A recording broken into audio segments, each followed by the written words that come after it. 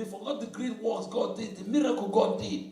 And then what did they do? They accused Moses of trying to kill them. And then Moses got angry. And God said to Moses, talk to the rock and let water come out. And what did Moses do? He hit the rock out of anger.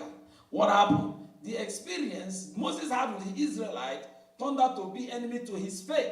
And God said, for the fact that you disobeyed me and you didn't do what I asked you to do, you will not see the land of Canaan. And Moses never saw it. God said, come, Moses, let me show you. Look at how beautiful the land is filled with milk. And Moses said, yes, sir.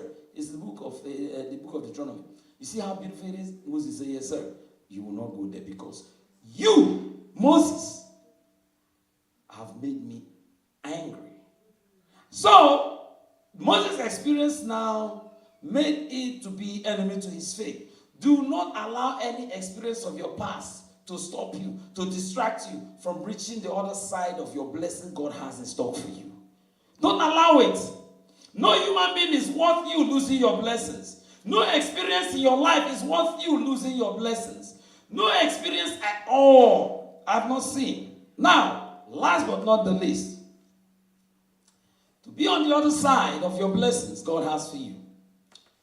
Have you thanked God and appreciated Him enough?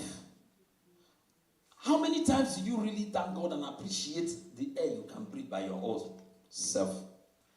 Did you wake up this morning and say, God, I thank you. I can taste good food. God, I thank you. I'm alive. Did you thank God for everything you did? He did for you the whole of last year. You have not given Him enough thanks. Last Sabbath, He said, count your blessings and name them one by one. And it will surprise you what God has done in your life. To sustain your blessings, you need to.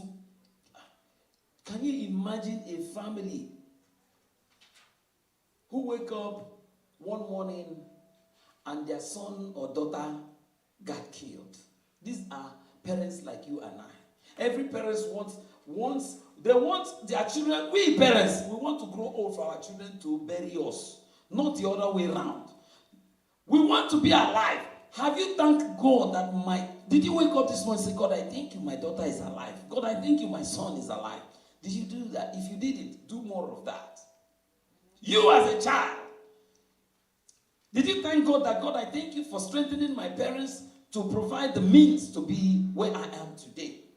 A lot of time, we spend more time. If you look in 24-hour period, our heart is always at the wrong place. Our heart is always where our problem is.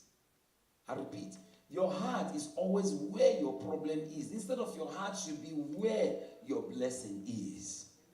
Shout hallelujah.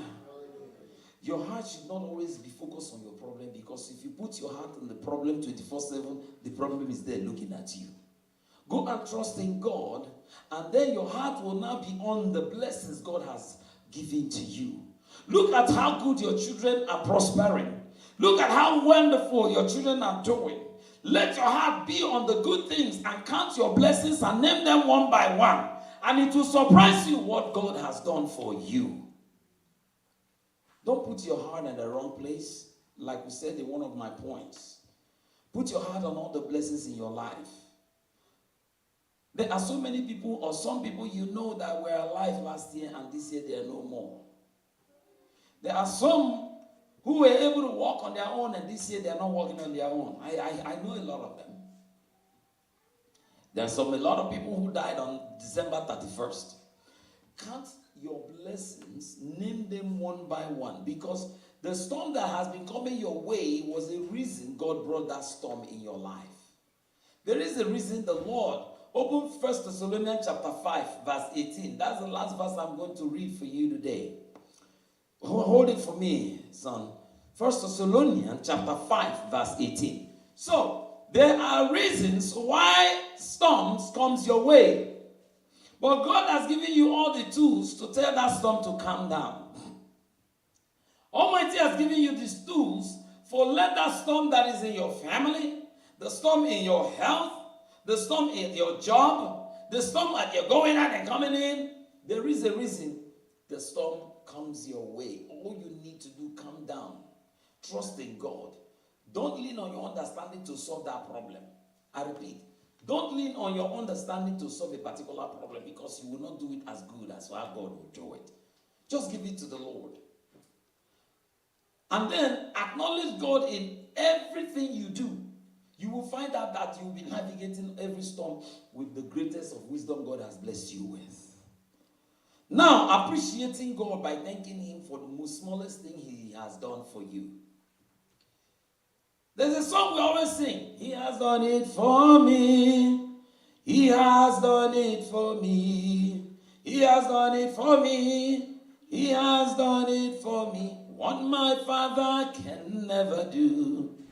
He has done it for me. What my mother cannot do.